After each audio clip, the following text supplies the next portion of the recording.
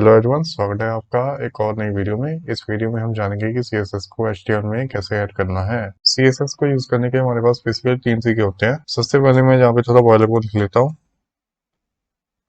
Title पे आ जाएगा CSS tutorial, आप कुछ भी लिख सकते हो। मैं आपको फर्स्ट तरीका यूज करके दिखाता हूँ। सबसे पहले आपने करना क्या है, कोई भी है ना टैग का यूज कर लो। जैसे सपोज कर लो मैंने यहाँ पे H1 कर रहा हूँ, ठीक है। मैंने यहाँ पे देखा हेलो। इसके अंदर ना एक एट्रीब्यूट होता है हमारे पास, वो होता है स्टाइल। स्टाइल एट्रीब्यूट का यूज करके ना आप CSS की स्टाइलिंग बेसिकली एक टैग के अंदर कर सकते हो। और जैसे सपोज कर लो कि मैंने यहाँ पे लिखा कलर और इसको मैं कर दूंगा रेड। सेव किया और इसको मैं करूंगा एक बार रिफ्रेश। देखो हेलो रेड कलर में लिखा आ गया। अब मैं यहाँ पे ना सिमिलर चीज दूसरी टैग्स के लिए भी कर सकता हूँ। सपोज मैं पैराग्राफ के लिए करना चाहता हूँ, पैराग्राफ लिखा जहाँ पे मैंने। अब जहाँ पे मैं लिखूंगा लोरम। लोरम से क्या होता है कि ऑटोमेटिकली टेक्स्ट जनरेट हो जाता है। मैं लोरम लिखा, सेव किया, देखो ऑटोमेटिकली टेक्स्ट जनरेट हो गया। अब जहाँ पे मैं लिख दूंगा स्टाइल एट्रीब्यूट, ठीक है। इसके अंदर मैं बैकग्राउंड कलर लेट्स सपोज का पर्पल कर देता हूँ। सेव किया, देखो इसका बैकग्राउंड कलर पर्पल हो गया। अब इसके आगे भी अगर आप कोई प्रॉपर्टी देना चाहते हो CSS की, तो आपको यहाँ पे सेमीकोलन लगाना पड़ेगा। सेमीकोलन लगाने के बाद आपको लिखना पड़ेगा कलर और कोई भी प्रॉपर्टी जो आप लगाना चाहते हो। जहाँ पे मैं इसका कलर ना व्हाइट कर देता हूँ। अब देखो मैंने कलर व्हाइट किया तो इसके टेक्स्ट का कलर व्हाइट हो गया। बैकग्राउंड कलर से क्या होता है कि उसका बैकग्राउंड कलर चेंज हो जाता है, लेकिन कलर से क्या होता है, कलर से किसी टेक्स्ट का कलर चेंज होता है हमेशा। तो ये एक पहला पॉइंट है। तो ये इस तरीके से आप ना CSS को बेसिकली किसी भी टैग के अंदर यूज कर सकते हो। तो ये हो गया पहला तरीका। अब CSS के बेसिक सिंटैक्स के बारे में थोड़ी चर्चा कर लेते हैं। तो आपको ना यहाँ पे देख के पता लग ही रहा होगा कि हमने एक प्रॉपर्टी अप्लाई की है और उसकी कोई वैल्यू है। तो यही बेसिकली इसका सिंटैक्स है। हम यहाँ पे जैसे पहले लिखते हैं स्टाइल, ठीक है। उसके बाद हमारे पास आता है यहाँ पे प्रॉपर्टी, उसके बाद आता है कोलन, उसके बाद आती है उसकी वैल्यू और उसके बाद हम डालते हैं सेमीकोलन। अब जहाँ पे है ना आपको शो हो रहा होगा कि हमने यहाँ पे सेमीकोलन नहीं लगाया। ये हमने इसलिए नहीं लगाया कि यहाँ पे ना बेसिकली एक ही प्रॉपर्टी को अप्लाई कर रहे हैं।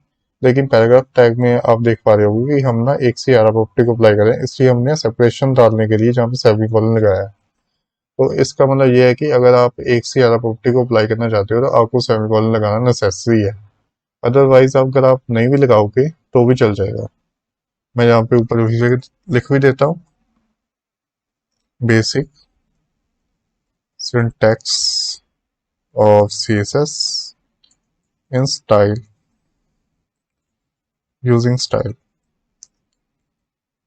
attribute। चलिए अब दूसरे तरीके के बारे में भी जान लेते हैं। दूसरा तरीका यह है कि हम स्टाइल टैग का यूज करें। जैसे पहले हमने स्टाइल एट्रीब्यूट का यूज किया था ना टेस्ट पे, अब हम स्टाइल टैग का यूज करेंगे। अब स्टाइल टैग में बेसिकली प्रॉपर्टी अप्लाई करने से पहले आपको ना एक बेसिक सिंटैक्स पता होना चाहिए कि स्टाइल टैग के अंदर हम प्रॉपर्टीज को अप्लाई कैसे करते हैं। तो वो मैं बताता हूँ। बेसिकली हमारे पास होता है कि आइडेंटिफायर। आइडेंटिफायर हमें बताता है कि हमने प्रॉपर्टी अप्लाई किस पे करनी है। उसके बाद हमारे पास आती है कर्ली ब्रेसेस। कर्ली ब्रेसेस के अंदर हमारे पास आती है प्रॉपर्टी और वैल्यू, जो हम जहाँ पे लिखते हैं ना वो इसके अंदर आता है। उसके बाद आता है हमारे पास सेमीकोलन। अब सिमिलरली हमारे पास आप कितनी भी प्रॉपर्टीज लिखना चाहते हो वो लिख सकते हो यहाँ पे। और हमारे पास जो आइडेंटिफायर होते हैं ना वो 3 प्रकार के होते हैं। सबसे पहले हमारे पास होते हैं टैग्स, उसके बाद होती है हमारे पास आईडी एंड नेक्स्ट हमारे पास होता है क्लास। और जो बेसिकली इनका सिंटेक्स होता है ना वो ऐसे होता है कुछ। टैग्स को आप बेसिकली जो टैग्स नेम है ना सिंपली वैसे लिख सकते हो। एंड जो आपके पास जो आईडी होती है ना, आईडी को लिखने का तरीका ये है कि आप हैश लिखते हो। हैश लिखने के बाद आप जहाँ पे ना लिखते हो जो आपने नेम डिफाइन किया होता है। और सिमिलरली क्लास पे भी यही है, क्लास लिखते हो आप और यहाँ पे लिखते हो डॉट। जहाँ पे आप हैश नहीं लिखते, आप जहाँ पे लिखते हो डॉट उसके बाद आप लिखते हो नेम। मैं अब इनको यूज करके भी दिखा देता हूँ आपको। सबसे पहले हम टैग्स का यूज करेंगे, ठीक है। यहाँ पे मैं लिखा H2। अब H2 जो है ना उसके अंदर मैं लिख रहा हूँ जैसे कुछ लिख दूँ एनीथिंग, ठीक है। मैंने एनीथिंग लिख दिया यहाँ पे। और उसके बाद मैं एक और H2 लिख रहा हूँ, ठीक है। इस H2 में लिख रहा हूँ कि इमोशंस won't work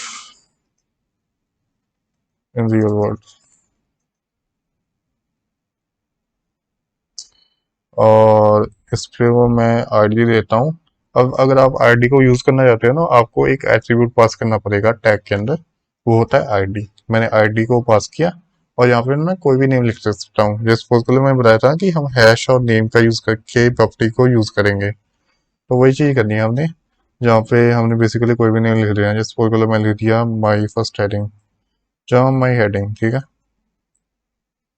मैं यहाँ पे लिखा माई हेडिंग, ठीक है। और मैं यहाँ पे क्लास लिख देता हूँ सिमिलरली।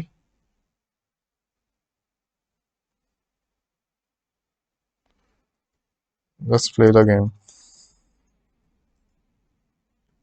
और इस टाइम मैं ना आईडी के का क्लास का यूज करूंगा, जहाँ पे मैं लिखता हूँ क्लास, और जहाँ पे आ जाएगा माई क्लास, यहाँ पे मैं लिखता हूँ माई आईडी। आपको थोड़ा बेटर अंडरस्टैंडिंग होगी, ठीक है। अब मैं ना सपोज करो कि H2 जो है ना उसका कलर करना चाहता हूँ पिंक, ठीक है। तो मैंने यहाँ पे लिखा H2, फिर लगाई कर्ली ब्रेसेस और इसका कलर कर दिया मैंने पिंक। सेव किया, देखो सभी H2 का कलर पिंक हो गया। बट अब मैं जो इसका कलर है ना वो मैं करना चाहता हूँ पर्पल, या फिर ग्रीन, ठीक है। अगर मैं इसका कलर ग्रीन करना चाहता हूँ ना, तो मुझे करना क्या होगा, जहाँ पे डालनी पड़ेगी हैश, और जहाँ पे आ जाएगी माई आईडी, और फिर आएगा कर्ली ब्रेसेस, और यहाँ पे मैं लिख दूंगा प्रॉपर्टी। मैं पर्पल करना चाहता था, तो मैंने यहाँ पे पर्पल लिखा। देखो इसका कलर पर्पल हो गया। अब इसका कलर और इसका कलर सेम हो गया, तो मैं यहाँ पे ना थोड़ा डिफरेंस डालने के लिए येलो लिख देता हूँ, ठीक है। तो मैंने येलो लिखा, देखो येलो हो गया। अब लेट्स सपोज मैं ना जो क्लास है ना उसका कलर करना चाहता हूँ, लेट्स सपोज ग्रे करते हैं, चलो ग्रे करते हैं, ठीक है। जहाँ पे मैं लिखूँ डॉट, उसके बाद नेम आ जाएगा माई क्लास कर्ली ब्रेसेस, और यहाँ पे कलर आ जाएगा। कलर हमारा कौन सा है, हाँ कलर हमारा है ग्रे। मैंने यहाँ पे लिखा ग्रे, देखो कलर ग्रे अप्लाई हो गया। तो इस तरीके से ना आप जो CSS पे प्रॉपर्टीज को अप्लाई कर सकते हो with the help of style tag. और यही तरीका जो हमारा दूसरी फाइल पे भी अगर हम CSS को अप्लाई करना चाहते हैं तो वही ऐसे यूज होगा, वो भी मैं आपको दिखा देता हूँ। अब हम तीसरे तरीके के बारे में जान लेते हैं। तीसरा तरीका ये है कि हम एक सेपरेट फाइल का यूज करें CSS को अप्लाई करने के लिए। तो मैंने जहाँ पे जाऊँगा, लिखूंगा इंडेक्स डॉट CSS, ठीक है। अब यहाँ पे मैंने जो स्टाइल के अंदर जितनी सारी प्रॉपर्टीज अप्लाई की थी उस सबको कर दूंगा कॉपी, और यहाँ पे कर दूंगा पेस्ट। अब मैं जो स्टाइल है ना इस टैग को ही कमेंट कर दूंगा। इससे हमें पता लग जाएगा कि है ना हमारी जो CSS है वो भी काम कर रही है कि नहीं, सेपरेट फाइल वाली। देखो वो CSS जो सेपरेट फाइल की है ना वो काम नहीं कर रही। वो इसलिए नहीं काम कर रही क्योंकि हमने अभी इसको लिंक नहीं किया।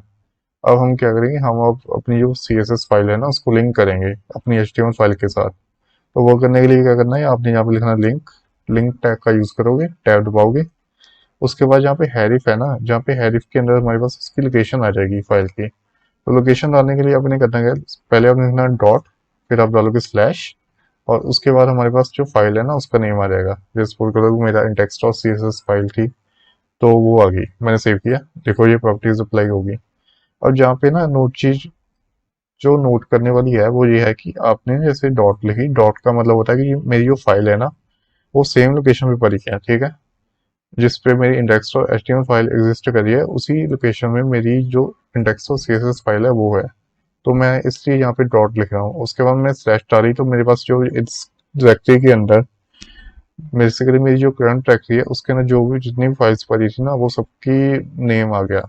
तो उसमें मैंने इसका चूज कर लिया। अब लेट्स सपोज कि मैं यहाँ पे लिख दूँ हेलो, जहाँ मैं एक फोल्डर बनाता हूँ, ठीक है, एनी।